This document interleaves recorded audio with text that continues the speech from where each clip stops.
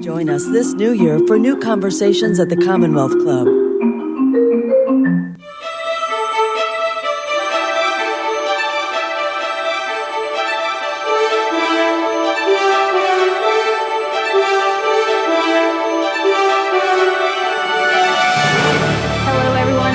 Today's event at the Commonwealth Club of California. My name is Melissa Kane. I'm a journalist and an author here in the Bay Area, and welcome to today's program. I'm pleased to be joined by E.J. Dionne and Miles Rappaport to discuss their new book. It's called 100% Democracy, The Case for Universal Voting. Dionne is a columnist for The Washington Post and an author, and Rappaport is a senior practice fellow in American democracy for the Ash Center for Democratic Governance and Innovation at Harvard Kennedy School. That's a mouthful. He is also the former Secretary of State for the state of Connecticut. In 100% Democracy, Dionne and Rappaport make the case that if Americans can be required to pay taxes and serve on juries and occasionally go to war, then it stands to reason they can be required to be asked to vote. By treating voting as a universal right and a social obligation, they argue we'll be able to vastly reduce voter suppression and foster a more democratic society and align closer to the country that was envisioned in the Declaration of Independence. Across the next hour, we're going to discuss the importance of voter participation and the benefits the country could reap by ensuring every voice is heard. If you're watching along with us online and you have a question, just put it in the text chat on YouTube and we will get to them later in the program. And so now I will turn it over and allow these gentlemen to begin. Welcome, Mr. Rappaport and Mr. Dionne Jr. Thank you. It's so great to be here with you again, because your conversations with you are so great. And the Commonwealth Club has been an amazing venue for such a long time for good ideas and contested ideas. And so it's a real honor for both of us to be here. We're so glad to have you. Indeed. Thank you for having us. So tell us about this project. So first of all, it's been fun to work with my friend Miles. I always say that Miles has so much energy that if Europe could just tap all of Miles' energy, they wouldn't need another drop of Russian oil. And it's true. But we started this with a working group because we thought that this idea, which has been in effect in Australia for 100 years. So if you want a proof of concept, 100 years is pretty good. And it's worked really well there. The idea that every citizen is required by law to vote, we believe it solves two big problems. And we don't pretend it solves every problem in our democracy, but we think it puts us on the road to solving a number of them. First big problem, most of our elections are like a fancy dinner party because we have an A list of likely voters that all the politicians and all the political consultants pay lots of attention to, and then B and C lists of voters who occasionally vote or may not vote at all, and citizens who might not even be registered. This has a number of really negative effects on our politics. For one thing, parties spend a lot of their time trying to mobilize their own voters. In the process, spend enormous sums of money to get their people to the polls, to have voter protection. But the other thing they do is they try to discourage the other side from voting. It creates even more negative advertising than we would see because they try to turn supporters of the other side into, oh, gee, we might have voted for that person, but they're terrible. Look at those ads. And so we think that this system, Harry Bosch, the great detective hero in Michael Connelly's novels, has a great slogan that I think sort of reflects our idea. Everybody counts or nobody counts. And our idea is that everybody should count. The second reason we embrace this is because of these voting wars all over the country and these voter suppression efforts that popped up again after the 2020 election. As you know, we write in the book about 2020, and it was really a great victory for American democracy. 66.7% turnout was a record, and we think we should do better. But in the middle of a pandemic, because we made it easier for people to vote all over the country, people responded. Joe Biden got a lot more votes than Hillary Clinton did, but Donald Trump got more votes than he got the first time. Americans came out. And now you have these efforts to make it harder to vote again. Why would we want to do that? If you declare voting a duty akin to jury duty, it becomes the job of every public official, everybody running campaigns, to make it as easy as possible for citizens to do their duty. So we have what we call gateway reforms, which are designed to make 100% democracy work. Excellent. And Mr. Rappaport, I mean, you were the Secretary of State in Connecticut. You certainly saw this firsthand as, you know, the person in charge of making sure elections are done freely and fairly. Talk about how you got to be part of this project. Right. Well, I think EJ and I share a fundamental trust and belief in the democratic process and in having all voices heard. And I should say it's been a complete delight to work with EJ on this project. He's been a really, really great partner to have. So thank you. Not to mention he's a pretty good writer. Anyway, but I have been working both as in the state legislature in Connecticut, as Secretary of the State in Connecticut, as the president of Demos and Common Cause for probably close to 40 years on trying to advance voting rights, expand our democracy, make it as even a playing field as possible. And all the reforms that I have worked on, and many people have worked on, in what I think is a kind of strong and robust and growing democracy movement in the country, same-day vote registration, pre-registration of 16 and 17-year-olds, restoration of voting rights for people with felony convictions, expanded mail-in voting, early voting. You know, I think they're really all good, and they have all moved the needle. But if you think about it, not enough, in my mind. You know, as EJ said, in the 2018 midterm elections were a record for midterms at 50% turnout, and the presidential election of 2020 was a record for presidential elections at 66.2. So great that there were record turnouts, I agree, especially in a pandemic, but it's sort of nothing to write home about. So I started to think, after all this time of working on these issues, is there something that really could move the needle in a serious way? And then in 2015, I read a piece that E.J. Dionne and his colleague at Brookings, wrote about universal voting, and it was sort of like a light bulb. Sort of like, why haven't I thought of this before? Why didn't I think about this before? And I got really, really interested in it. So EJ, as EJ mentioned, we had this working group. We studied it for 2 years. We came out with a report. And then, lo and behold, we got a call from Diane Wachtel, who's the publisher of the New Press, saying, we've been wanting somebody to write this book, for 5 years. Would you two be willing to do it? And we said, absolutely. And we worked on the book. It was a labor of love. Here it is. And we're delighted to be. What we really want to do is put the idea out into the public debate. This has never been discussed in the United States, or not really. And I think its time has come. Not that it's going to be enacted everywhere in 5 minutes, but if we put it out there as kind of a North Star, I think it becomes part of the conversation. That's what we're hoping to do. Well, what is, I know you talked about timing of this, and how the 2020 election was a big part of why you wanted to have this conversation. But at the same time, I have to say, when I first saw this book, I thought, oh boy, we can't even get people to get vaccinated. It's like, people don't like being told what to do. And I think we've seen that pretty clearly over the last couple of years. I mean, are you concerned at all that there will be sort of a knee-jerk reaction that maybe even in a place like San Francisco, we haven't really seen a push for something like this? People just are a little iffy about orders from the government right now. I think you could say we're not only concerned, we're certain that there'll be a pushback against this idea. I joke that Miles and I are either real fools or very honest with our readers, because we did a poll about this idea. The Democracy Fund helped us do some polling on the idea, and what we discovered is 26% of Americans now support this idea. Now, I actually thought that was pretty good, given that this idea has never been advanced in a systematic way, but it also means a clear majority oppose this idea. Now, but there were a couple of things our polling showed. One was that only about half of Americans, a little less than half, were strongly opposed, which means we think starting out of the gate on this new idea, 50% of Americans are open to it. But we did some polling beneath the surface, where we discovered that a big majority of Americans agree with our underlying premise, 61%, that voting is both a right and a duty. It's not just a right, it's a right and a duty. So the premise is widely held. And we think we also asked people what they objected to about the idea. Now, the pure libertarian argument, we're going to have a big argument with ourselves. And, if people can't agree that vaccination, which might save their lives, is reasonably compulsory, we understand that there'd be objections to this.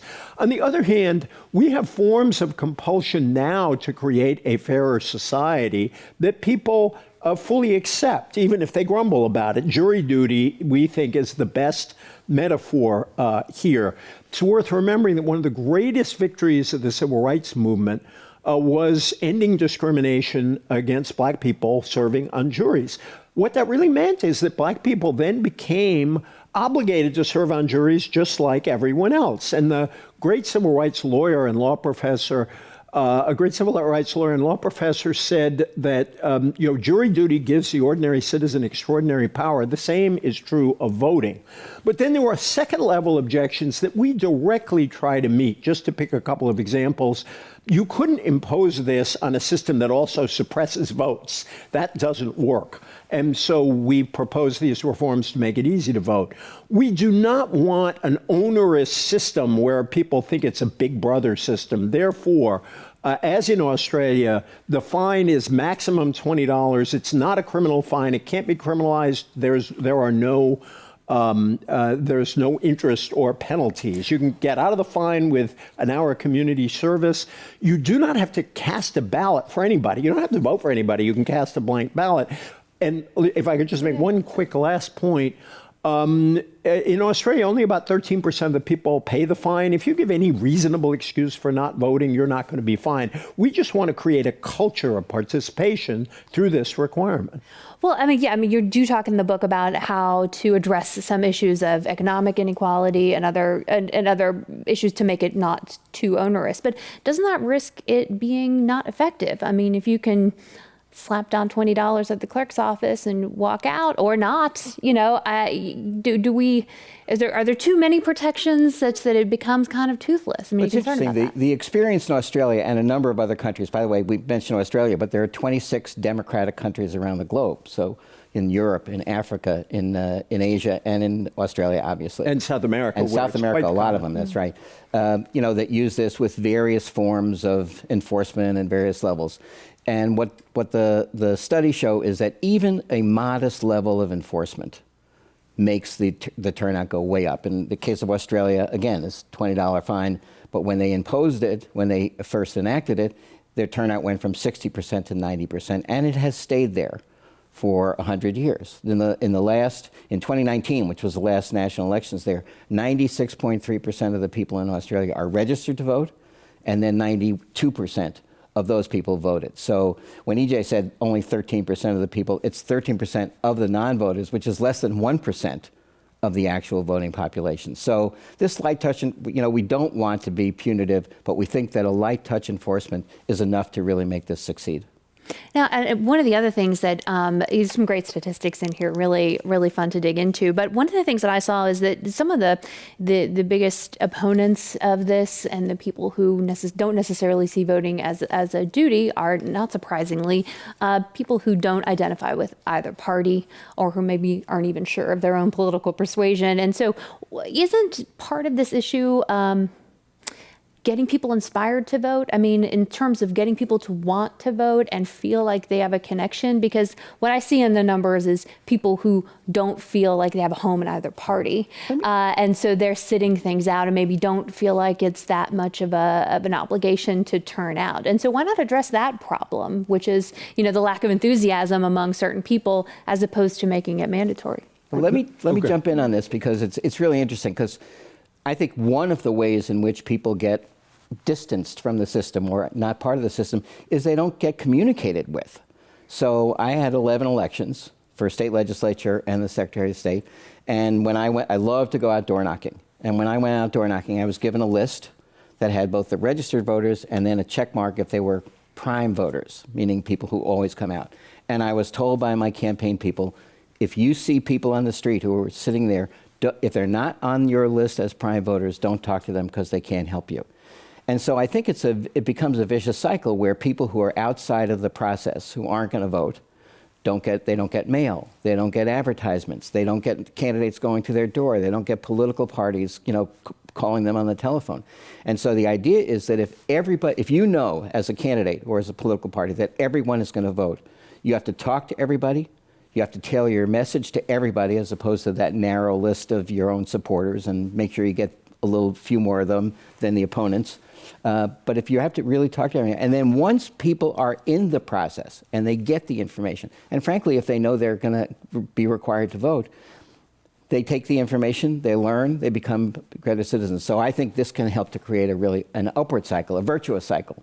Every time Miles tells this story, I feel obligated to say it's the only thing he says I don't fully believe, because knowing how warm Miles is, I knew he wanted to talk to those non-voters, and that his campaign sort of staff had to pull him away and say, no, talk to the people who are number ones on the list over here. But I think that Miles made an essential point, I think, about from our argument, which is suddenly all these people who are left out from the beginning of a campaign are communicated with, but also in the Australian experience and the experience in other countries shows that those voters take their obligation very seriously. We quote Kim Beazley, who was the ambassador of Australia to the U.S., was a leader of the Labour Party. He's been standing at polls since he was a kid because his dad was in politics. And he said, you can tell the people who come who are political junkies who'd vote no matter what the system is versus people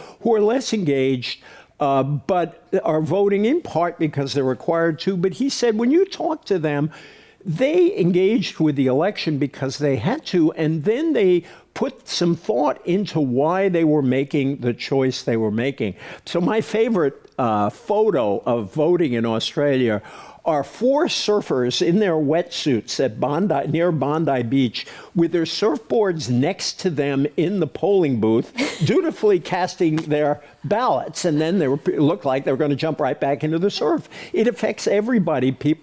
This is part of life, and we are telling folks, take this seriously, and you should be taken seriously as well.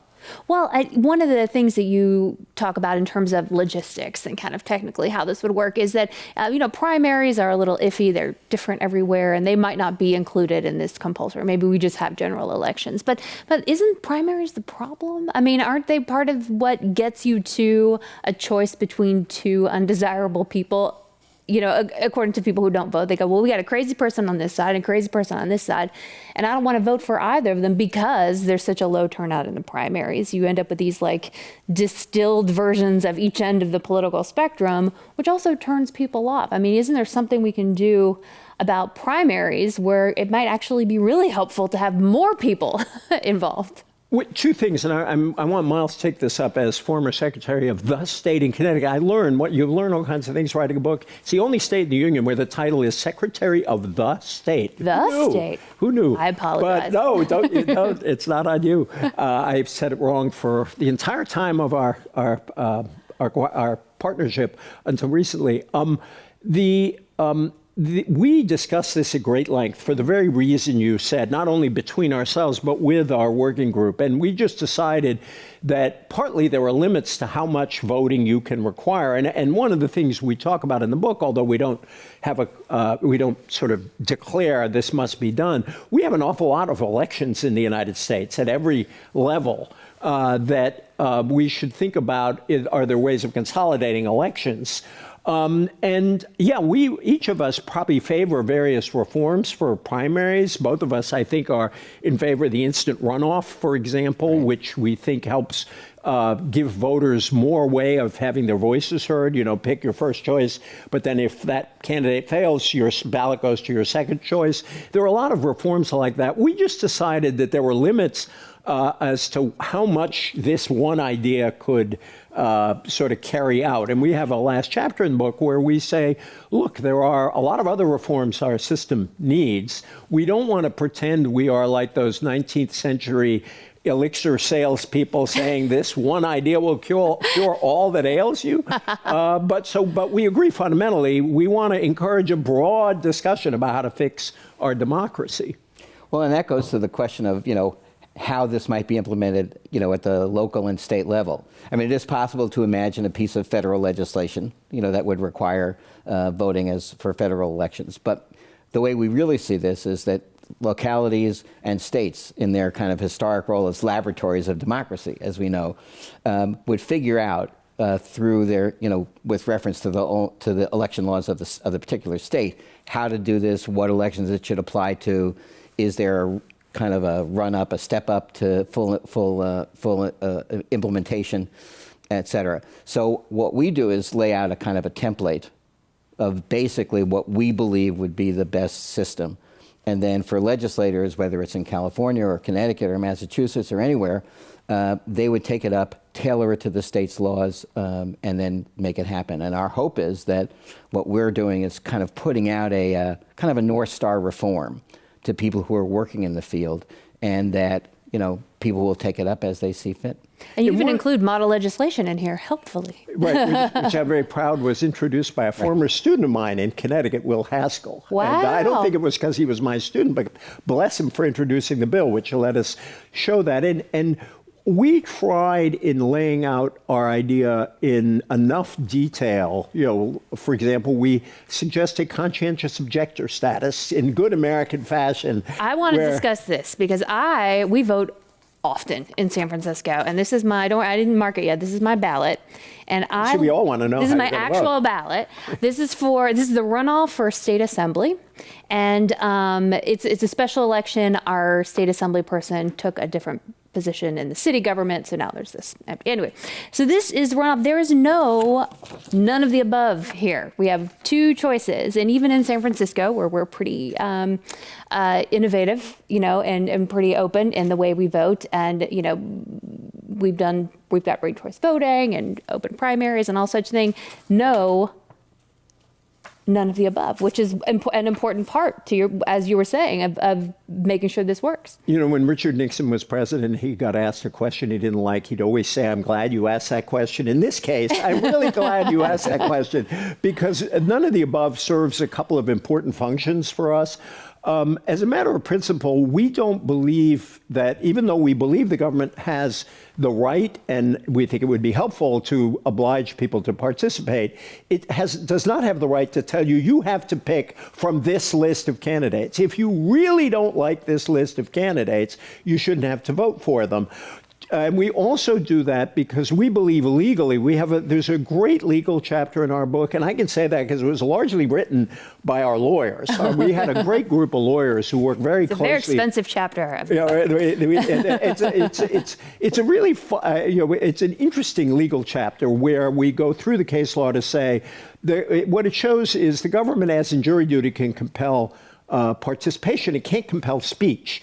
And we wanted to be absolutely sure that this idea could pass constitutional muster. We'll see. Any important idea is litigated in the United States. So we added the none of the above option. Now, this is not in the book. This is my own view. I have long believed in a none of the above option where if it ever got a plurality, it would force a new election. Because if voters disliked, again, this is not our suggestion in the book, but if voters really dislike those choices enough, they ought to be able to force a new election. But as we also have noted, the percentage of people who use none of the above in the states where it's available is Arizona and Nevada, right? Yeah. Miles, yep. that it's usually 1%, 2%, 4%, but at least people should have that option. And I think especially with more mail ballot voting, when you're going to get more people who aren't necessarily going to the polls, you might see an increase in the people who want to use that kind of option, because it's not a self-selecting group that's going to the poll. It's a more passive thing. It's coming to your home, and you do want to maybe have I was shocked that we didn't have a none of the above option. It's one of those things you read and you go, how is this not a thing already? Actually, somebody asked us in the course of arguing about this, who concerned that too many people would pick it. And both of us, as small d Democrats, said, isn't that valuable information? If the voters are sending back a message that none of the above is way more popular than the alternatives, that's a message a democracy ought to hear. I agree. That's one of the great provisions that you have in here. That's sort of a small step, maybe to a larger. One of the other things that I saw in the in the statistics that I thought was really interesting was the overwhelming support for absentee voting and voting by mail. It was something like, let me just go to my little thing here. It's something like 71% of people said any voter should have the option of voting early or absentee, including 57% from Republicans and Republican-leaning folks and 83% of Democrats. I mean, that is really stupendous. Well, Those are first of all, stupendous numbers. I'll just say it's amazing the things you'll learn if you read this book. Bless you, Miles. But so we are very strong supporters of the idea of what we call gateway reforms. In other words, there are a lot of things that really are quite popular now and would really help. You know, early voting. And by the way, these have really come into more and more play. I mean, there's been a lot of attention, properly so, on the states that are trying to roll back people's ability to vote. But it's also true that in even more states, and not only blue states, you know, the expansions of the possibilities have taken place. So when I began at Demos, there were 6 states that had, same-day voter registration, and now there are 23. There are 40 states that now have online registration, whereas there were 2 20 years ago. Obviously, it's technology. And so we've gradually opened these up, and we think that they are both in really important in and of themselves, but also they suggest that what our real long-term goal should be is to absolutely have everyone participating. That's why we call the book 100% Democracy, because we really want 100% of people being part of the process. I took particular joy in casting my ballot in the 2020 election because I got my mail ballot and I cast it in a drop box in front of Walt Whitman High School in my town, which is A, where all 3 of our kids went to high school, but B, Walt Whitman is the poet of American democracy. And I think one of the things that we don't talk about, because Donald Trump toxified the whole election process, we forget how many Republicans in the country took advantage of the same opportunity I had to cast that ballot in a drop box or to vote early. And one of the things we want to emphasize is, both Miles and I are on the progressive side of politics, but we're not for this idea because we're trying to rig elections for progressives.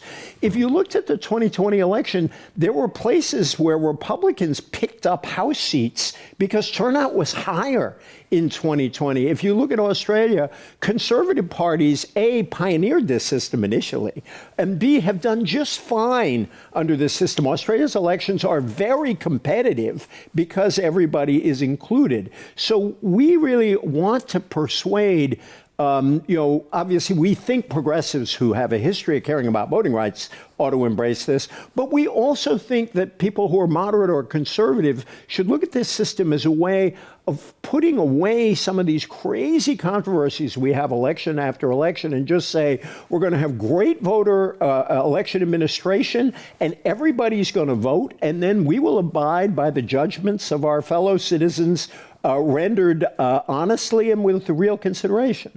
Sometimes known as consent of all the governed. Right. Not 50% of the governed. I've forgotten, I can't remember which of us put it in one of the documents, but in the Declaration of Independence, it says that government is legitimate only if it is based on the consent of the governed. And then we have noted not 66.7% of the governed or 50% of the governed, and we're trying to get as many of the governed to consent to their government. The other thing I think would happen, actually, if this were enacted in a state or nationally, is that all of the institutions of our society would bend themselves towards making this work. So election officials, obviously, if everyone is required to vote, it's really, you'd probably be breaking the law if you tried to prevent people from voting or make it harder for people to vote. But certainly election officials that cared about, doing their job well would put it out there and really get it out there that people, and that's what has happened in Australia.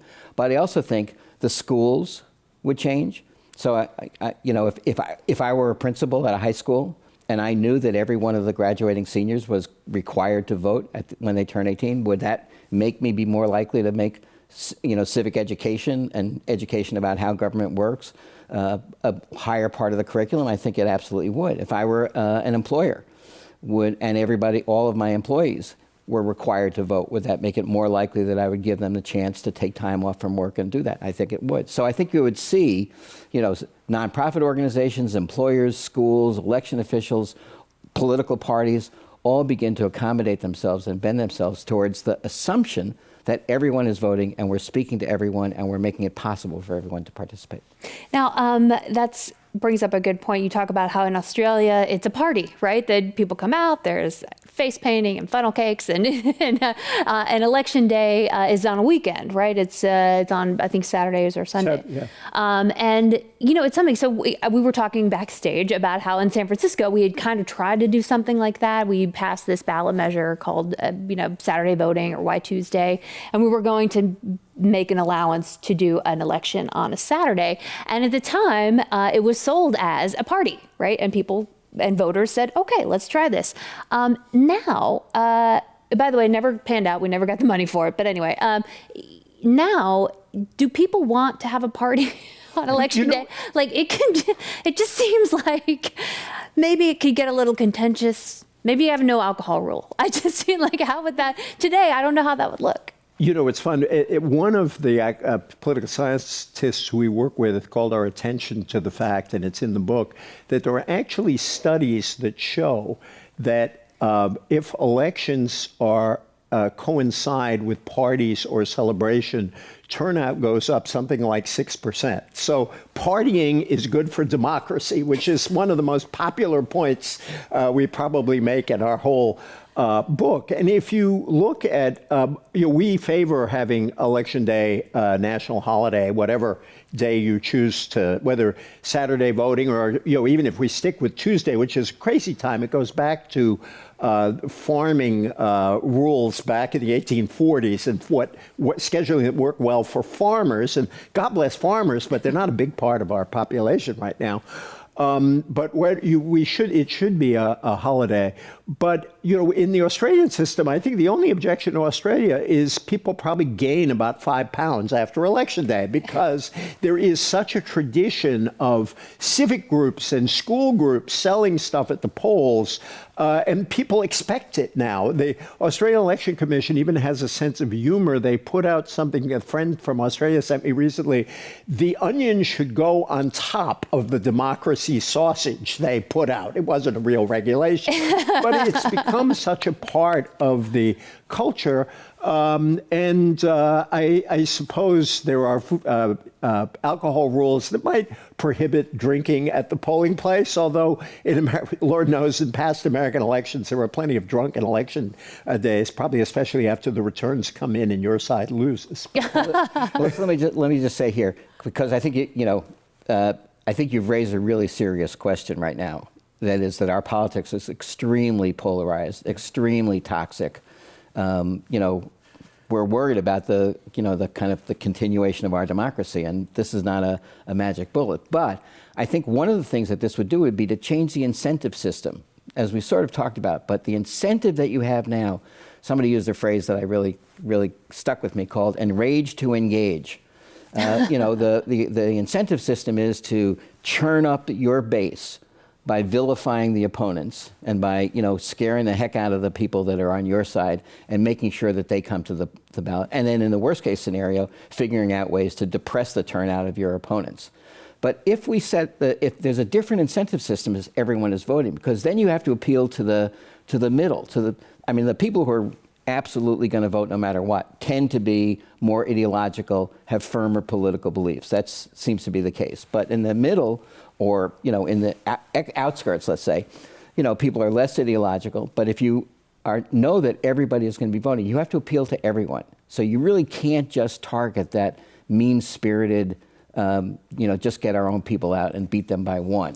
Well, have you gotten any pushback from parties? I mean, you guys are progressives, but the Democratic Party, including, and the Republican Party have an incentive to keep, to some degree, the turnout of their opponent low, and if you live in a place where your opponent's turnout, opposing party's turnout is consistently low, maybe you don't want, political parties aren't, they're not, blameless organizations in all this, let's just say that, and they have their own agenda and their own need to survive and their own imperative to do that. And so have you gotten pushback from folks in parties who say this is current system is we got this nailed down? Well, it's a great question because every incumbent who won the last election thinks the existing electorate is brilliant and should not be changed. And that's sort of in the nature of things. And so I can imagine there might be forces in various parts of politics who want to keep the status quo because they do well under it.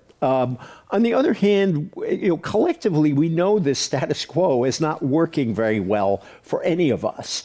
And that there is the anger. I think that Miles just put a line under what is a really important point. People ask, how would this change the electorate? Certainly it would include more young people. Our election laws are terrible for young people because young people move around a lot more than older people. It's one of the reasons same-day registration has been such an important reform. We make it really hard for young people to vote. This system would say, A, they have to vote, but B, we will make it easier for you to vote.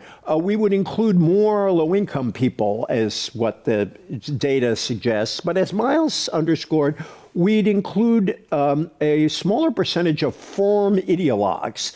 And I think that would force both parties, even people who have very strong philosophical convictions, to broaden their appeal to voters who don't reflexively answer to their arguments. They would have to persuade them. And again, I think the experience in a number of countries shows that this system, again, what political science we have on it, probably promotes more fairness in government policy toward lower income people.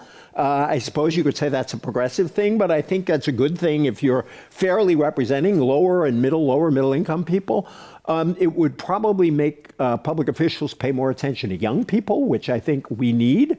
And I say that with my color hair here. Yeah. I think it's the right thing to do, but it would also, I think, moderate both sides in useful ways in the kinds of appeals they make. And also, I think one of the other questions that I would have in terms of pushback from even folks on the left is this question of citizenship. You're going to have a voter roll. Let's imagine a long list. Maybe it's nationwide. Maybe it's just your state. And it's got a list of citizens, and everybody who's a citizen has to vote once they reach a certain age.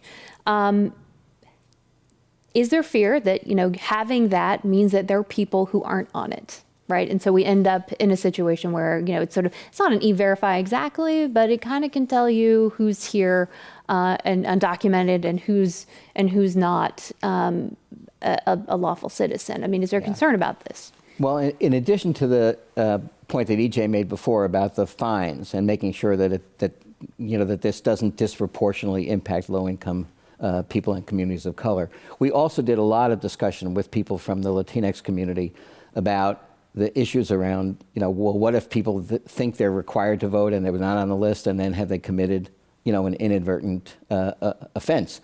And I think our view is that the laws should be crafted very clearly to say that inadvertent, mistakes based on the new law would not be cause for a fine or anything being imposed.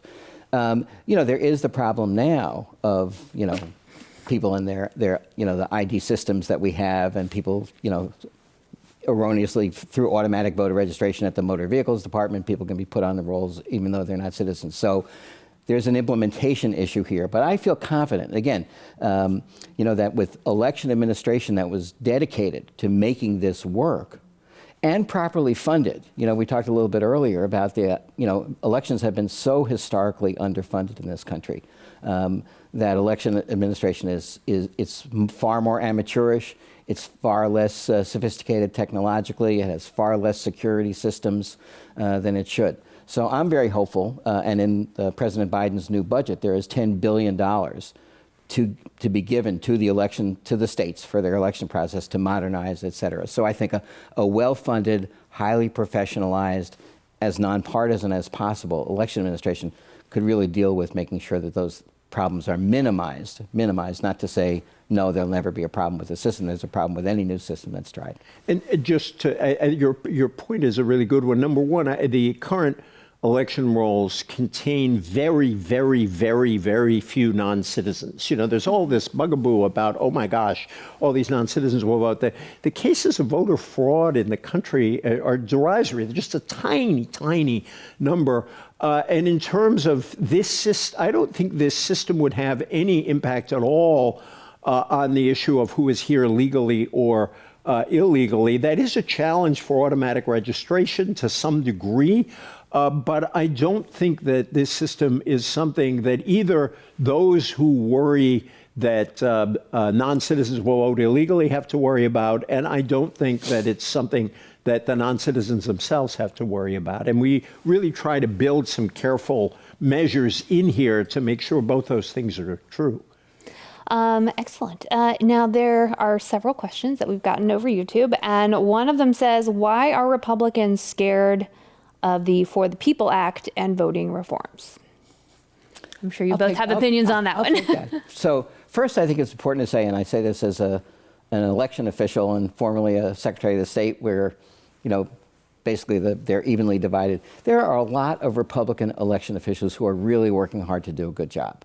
Secretaries of the State in various, states as Oklahoma, West Virginia, Washington. I remember that one in Georgia who was remarkable. Yes, yeah, it's a pretty good case in point. Even under duress, they're trying to good. So I don't want to, paint every Republican with a brush on this. There is clearly a faction, within the Republican Party that is, aimed at trying to push the vote down as much as possible and maintain minority rule as long as they can. I just think that we have to rely on the fact that people of both parties believe fundamentally in our democracy, and we need to put together a majority coalition that is in favor of that. And I think we can do it. I think we can do it over time. I think that when you look at the Republicans who have pushed for some of these suppressive measures, they're obviously responding to what Donald Trump said at the end of the 2020 election. And some of these laws really are almost surgically directed to exclude particular parts of the electorate. One of my favorites is the voter ID law in Texas that passed some years ago, where you could use your concealed carry permit as an ID, but you could not use your state-issued ID from the state university system. I wonder what they were trying to do there. So there's some of that goes on, but there are Republicans quietly who want to, and I want them to become more public, who want to say we don't need to be afraid of a bigger electorate, that Republicans can do just fine with a bigger electorate. We were just on a talk radio show this morning where an old friend of ours, Arnie Arneson, who is a politician in New Hampshire, made the point that the Democrats in Virginia passed a very open election law that made it very easy for people to vote in Virginia. And guess what? Republicans won all the way down the ticket. They used the higher turnout to their advantage. And I hope more Republicans come to realize they should just embrace full voting, and then let's have an election and see where everybody stands. Well, if that keeps happening, I don't know what Democrats are gonna. Yeah, no, that's change their position. That's a whole other issue. Well, but that's an important point I just want to make, which is, although I'm sure that we will be criticized for this, our principle here is fundamentally a small d democratic principle. I think both of us are real believers in democracy, having worked at it for many, many, many years from one vantage point or another. So, I have been asked by Democrats, are you really sure that this is going to be an advantage for Democrats? And my response is, it's not why we're doing this. In some cases it will, and in some cases it won't. But the point is, it will be good for democracy. It will be good for participation. It will be good for having a country where everybody is part of the process and not just the A list and the B list, as EJ described. Well, to your excellent point about Republicans, you show in the polling statistics in here, at least, that it's pretty bipartisan, that there's sort of 15% of Democrats and Republicans are really in favor of this, sort of compulsory voting system. And then about the same number in each party is also strongly against. But there's not, at least the numbers don't show like a huge allergy among Republicans that, against this kind of system. Yeah, again, bless you for reading all the numbers in the book. One of the things I worry about is our polling was done before Trump did what Trump did in 2020. And I worry how that changed. But the reason I'm glad we did that polling before anything happened is it showed exactly what you said, and that indeed people who are very conservative as well as people who are very liberal believe that voting is both a right and a duty. There was, they were two of the strongest groups in favor of that idea. So again, this tells us that there is at least some shot at beginning to sort of persuade at least some people across party lines. Right now, Democrats seem to be the party of more inclusion and the Republicans less inclusion, but it does vary by state, and I think there are Republicans out there who'd like to be able to argue publicly, yes, we are willing to trust the whole electorate. I have another question here. Would running public service announcements through the Ad Council, we've seen those, explaining the importance of voting help turnout? Like, should we be, are there ways to make this a cultural mandate without necessarily, or before, or kind of as part of making it a legal mandate? I think the answer is yes. And, in our day job, so to speak, many of these things that people are doing are really important and helpful in moving forward. The platforms, the digital platforms, Facebook, Instagram, all those, even though they've been criticized for allowing misinformation to get out there, also did a really pretty good job of making sure that people knew when and how to vote, and the calendars, et cetera. I think a public service campaign by the Ad Council and others would be a great thing to do. I think that election officials ought to do public education. For this to succeed, we will need a massive public education effort. Massive public education effort is good right now, but as I said, the more we've done, the more we've moved the needle, but still not enough. So I think this is asking us to take a real leap over all of the back and forth about, should we tighten this or loosen this or do this, and say, our goal needs to be, we want everyone to participate, and we're going to figure out ways to move towards that goal over the next few years. And I have a quick question for you, just as a Secretary of State. We have another question that I think is a good idea. I'll throw it out there for y'all. How can registrars and election officials find potential voters who don't realize they can or should be voting? Like, is there a way we can send them something and say, hey, we've got motor voting here in California, but are there other ways we can reach people and affirmatively say to them, please register, you can do that, you should do that, and we're going to go ahead and notify you that you're eligible? Is that something you ever considered or yes. did? Maybe you did. There are major efforts, online voter registration, automatic voter registration. When I was Secretary of State, one of the things that I did was go to all of the naturalization ceremonies in the state of Connecticut and registered people on the spot. It was astonishing. We got 90% of people who swore their citizenship oaths to register right on the spot. And I think a number of secretaries are doing that. So yeah, I think all that is good. And one of the things, this is actually in the law in Connecticut, is that registrars are required to go into the high schools prior to graduation to let people know of their options to register. And if you combine that with pre-registration, allowing people to pre-register when they were 16 and 17, you really would capture all of the high school people coming out, and that would be a big deal. Oh, by the way, I will say this: even in prisons and in people who are incarcerated, there's now a push towards making sure that they know that when they come out, they can get their voting rights back. So yeah, all this is, I think, really important. And I think both these questions are good ones because they underscore one point we want to make about the book and one point about Australia. We wrote this book not to say, stop doing what you're doing now and just concentrate on our idea. We are trying to put this idea out as a long-term goal, but we want people right now to fight for the Freedom to Vote Act and the John Lewis Voting Rights Advancement Act. We want civic people to try to do everything they can to get everyone to participate in our democracy. We think all those steps lead in a direction where we hope at some point people will embrace our idea.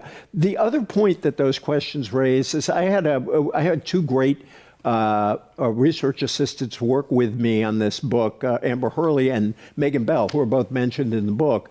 And when Australia does all these wonderful things to get people on the voter rolls, to make sure that they register. And Amber just was looking this stuff up, and she came into my office and said, have you seen all these cool things they do down in Australia on their elections? There are other countries that U.S. has always learned from other countries. By the way, the secret ballot, that was a revolution. The secret ballot used to be known as the Australian ballot. It was a radical idea when it was opposed. It didn't really become the law until the late 19th, early 20th century. And now we wouldn't think of doing elections any other way. So ideas that seem radical suddenly become conventional. Yeah, and one person writes here, oh, go ahead. You got to read it now. all right. It's funny because we've all felt this. What recourse do voters have when politicians overturn their will? I'm thinking of Florida, which after allowing felons to vote, you write about this, right? They voted to allow felons to vote, and then that was thwarted by some additional regulations that the state legislature put on top of that. So we had a voter enacted reform that was sort of undermined by, sort of state politicians. This is the kind of thing that makes people not want to vote. This reader will like our book because we write about that. Miles, why don't you take it, because you were very involved in some of this stuff. Well, I do think that the Florida example is a wonderful case in point, because there was just an enormous grassroots effort, which was quite bipartisan, to get the ballot initiative passed, Amendment 4 to the Florida Constitution. And then the legislature absolutely undermined it by saying, well, you have to pay all of your fines. And of course, they had very terrible records. People couldn't even find out how much they owed. So of the 1.2 million people who should have gotten their rights back, which was an extraordinary number, maybe 100,000 or even less actually ended up voting. But still, it was still a step. So, yeah, I think that the recourse that people have is to vote those people out in the next election. And if everybody can vote, there's more likelihood that they'll be turned out if they undermine the will of the voters. I think there is this real problem that's been going on in the country where when voters pass a referendum, and then the state legislature, I'm sorry to say, it sounds very partisan. I think this has tended to happen even more in Republican states in recent year or so. On gerrymanders, for one, although that one is violated by both parties sometimes, but on gerrymanders, on this Florida law and on others, the voters say X and the legislature says we don't care what the voters say. That's a real problem. If the legislature thinks there's a problem with what the voters said, take it up with the voters again. Try to make a case for repeal, but don't pass laws that say, well, we are theoretically saying yes to this, but in fact we are completely undercutting it, and that's really problematic. Gotta throw the bums out. Isn't that what that's what they say?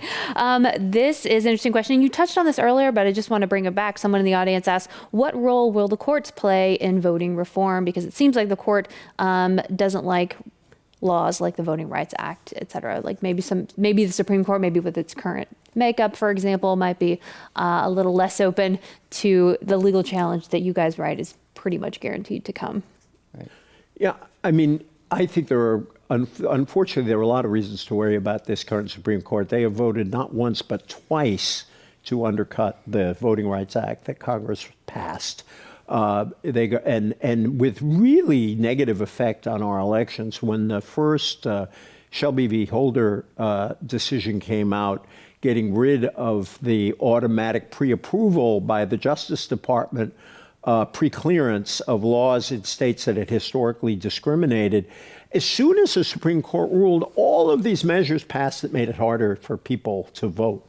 And then in more recent decision, another section of the Voting Rights Act was undercut. So I am very worried about the direction of this Supreme Court on voting rights, as I think the questioner is. We are very aware of the potential challenges to an idea like ours, which is why we actually devoted a lot of time to why we think there really is a strong constitutional argument that is based not on any wild reading of precedent, but on reading of the precedents as they actually are. Would I ever make any predictions about what this particular court would do? No, I would not. But I'm curious. Maybe Miles is absolutely convinced that they'll do the right thing. No, but I want to pick up on one word that was in the question, which was courts, plural. Yes, exactly. The Supreme. I don't disagree at all about the Supreme Court. I'm very, very worried. Although I think when Ketanji Brown Jackson gets on that court, she'll straighten those people up a little bit, I hope.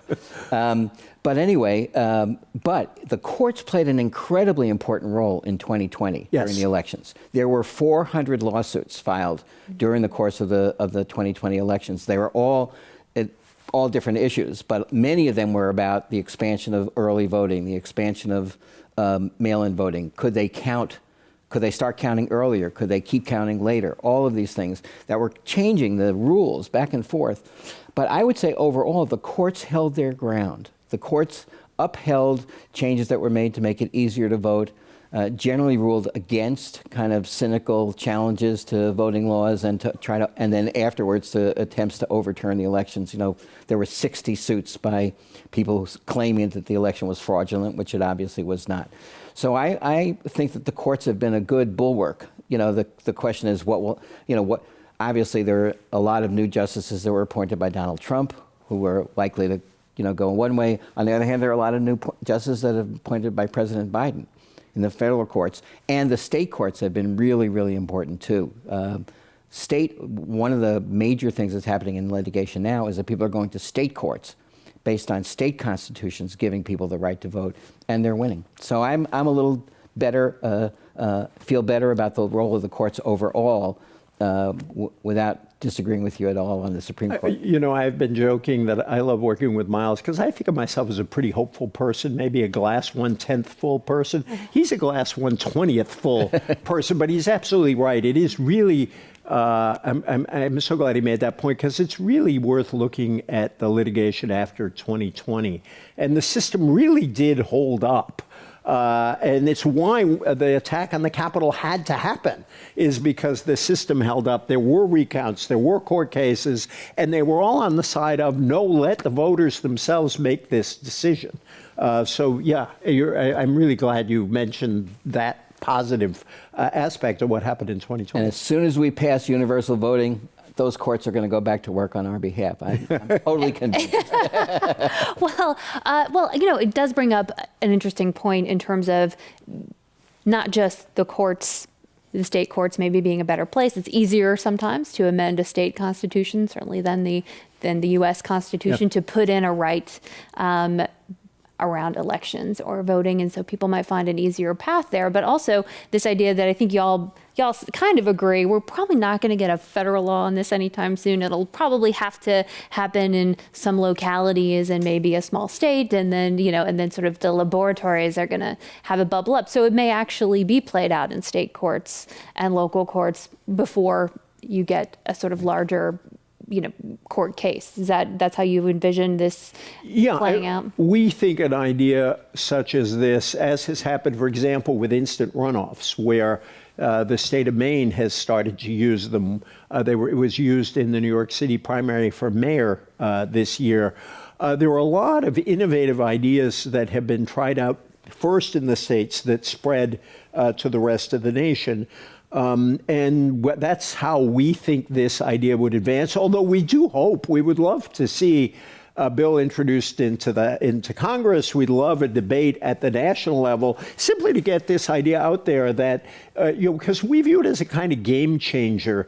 Let's not just talk about what we can do to prevent bad things from happening. Let's envision a whole new system that could make something really big and good happen. So we want the debate at the national level, but we expect that the action, at least to begin with, will be at the state and local level.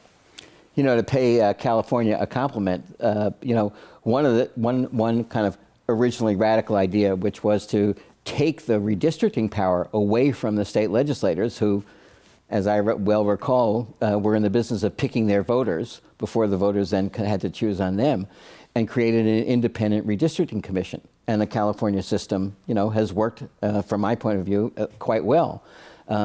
and it's spread to a lot of other places. So there are several ballot initiatives have created independent commissions in other places, et cetera. So I think the idea of finding some places that are willing to innovate, willing to take a risk on the idea of universal voting, have it prove its concept at the local level and work its way out. I think that's how we envision it. I see, I'll just say very quickly, kind of a three.